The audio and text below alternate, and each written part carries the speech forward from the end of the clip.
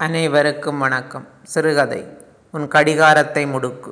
முதலாம் பாடம் முடிவில் ஒலித்த மணி அவனை இந்த உலகத்திற்கு அழைத்து வந்தது. அன்றைய தினம் வகுப்பாசிரியர் அவனை அழைத்து சற்று கடிந்து கொண்டார். அந்த மாதத்திற்குரிய பரீட்சைகளில் அவன் பெற்ற புள்ளிகள் மிகவும் குறைவாகவே காணப்பட்டன. அன்றைய பாடசாலை நாள் அவனுக்கு மிகவும் கடினமாகவே கழிந்தது. பாடசாலையிலிருந்து சென்ற சுஜீவன் தனது காலணிகளை வாயிற்படியில் கழற்றி விட்டான். தனது பாடப்புத்தகத்தினை நடுக்கூடத்தில் நழுவ விட்டான். உடைகளை மாற்றிய பின் அவனது அம்மா வாங்கி வைத்திருந்த பொது செய்யப்பட்ட உணவினை உண்டான். அதன் பின்னர் அவனது நண்பர்களுடன் விளையாடச் சென்றான். மாலை 6 மணியளவில் வந்தவன் அப்படியே கதிரையிலிருந்து தொலைக்காட்சி பார்க்க தொடங்கினான். அவனது குடும்ப அங்கத்தவர்கள் சிலரும் அவனுடன் சேர்ந்து கொண்டனர். அதன் பின்னர் வீட்டிற்கு வந்த அப்பா எல்லோரையும் உணவுச்சாலை ஒன்றிற்கு அழைத்து சென்றார். அங்கே அவர்கள் உணவருந்திய பின்னர் ஒரு திரைப்பட மாளிகைக்கு சென்று திரைப்படம் பார்த்தனர். அவர்கள் வீடு வந்து சேர்ந்தபோது நேரம் நடுச்சாமத்தை தாண்டியிருந்தது. அப்பொழுது அவனது கைபேசியில் வந்த ஒலி ஒரு தகவல் வந்திருப்பதை அறிவித்தது. அதனை பார்க்க தொடங்கியவன் அப்படியே இருந்து மிக நீண்ட நேரமாக முகநூல், யூடியூப் என்பவற்றை பார்த்தான். அவனது கண்கள் களைத்து கண்ணீர் வடித்தன. அப்போது நேரம் இரவு 1 மணியை தாண்டி இருந்தது. அப்படியே படுக்கையில் சென்று விழுந்தவன் ஆழ்ந்து தூங்கிவிட்டான். அடுத்த நாட்காலையில் அவன் கண் விழித்த போது கடிகாரம் 6:30 தாண்டி இருந்தது. அவனுக்கு படுக்கையிலிருந்து எழும்புவதற்கு மனம் வரவில்லை. எனினும் பாடசாலை செல்ல வேண்டும் என்று நினைத்தவன் மிகவும் கஷ்டப்பட்டு எழுந்தான்.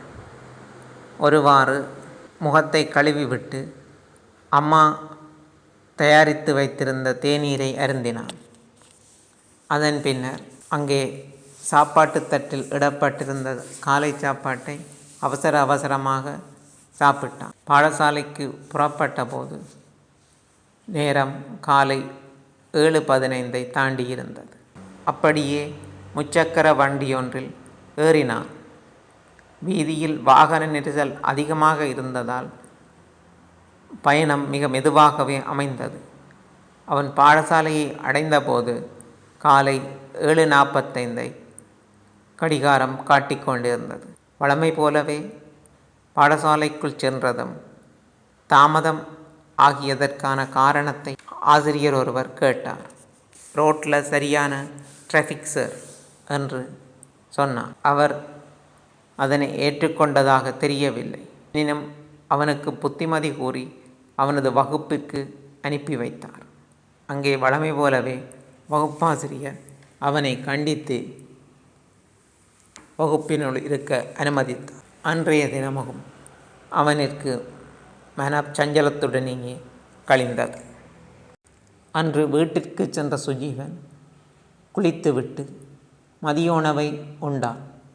அதன் பின்னர் சிறிது நேரம் ஓய்வெடுத்தான். அன்று காலையில் நிகழ்ந்த சம்பவங்கள் அவன் மனதுள் மீண்டும் மீண்டும் ஓடிக்கொண்டே இருந்தது. அந்த சம்பவங்களை அவன் நிதானமாக நிறுத்தி மீட்டு பார்த்தான்.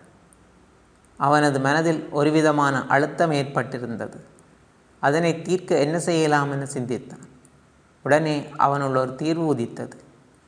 தனது நேரத்தை ஒழுங்கான முறையில் திட்டமிட்டு பயன்படுத்த முடிவு செய்தான்.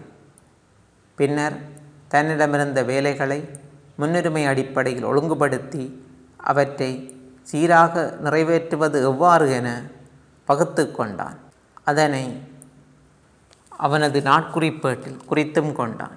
அவனது நாளில் உழைப்பு, உறக்கம் என்பன சமநிலையான வகையில் அமையும் வண்ணம் ஒரு தொடர்பு ஏற்பட்டிருந்தது. அது அவனுள் ஒரு புத்துணர்வை தூண்டியது. அதன் பின்னர் அந்த அட்டவணையின்படியே தனது நாளாந்த நேர சூசியை அமைத்து அதற்கேற்ப செயற்படத் தொடங்கினான். ஆரம்பத்தில் அது மிகவும் கடினமானதாகவே காணப்பட்டது. ஆனால் நாட்கள் செல்ல செல்ல அவன் அதன்படி நடக்கத் தொடங்கினான். இப்பொழுது அவனால் நன்றாக உணவு உண்ண முடிந்தது. நல்ல ஆரோக்கியமான உணவுகளை உண்டான். ஆரோக்கியமாக மாலையில் விளையாடினான். நன்றாக படித்தான். உரிய நேரத்திற்கே நித்திரைக்கு சென்றான். அதன் பின்னர் அதிகாலையில் நேரத்திற்கே எழுந்து பாடசாலைக்கு உரிய நேரத்திற்கு செல்லத் தொடங்கினான். இதனால் அவனது கல்வி முன்னேற்றம் நாளுக்கு நாள் அதிகரித்தது. பாடசாலையில் எல்லோரது பாராட்டுக்களையும் பெற்றான்.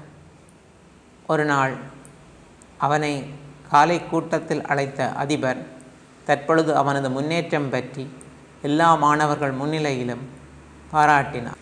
அவன் தற்பொழுது மற்ற மாணவர்களுக்கு ஒரு முன்னுதாரணமாக திகழக்கூடியவனாக மாறிவிட்டான்.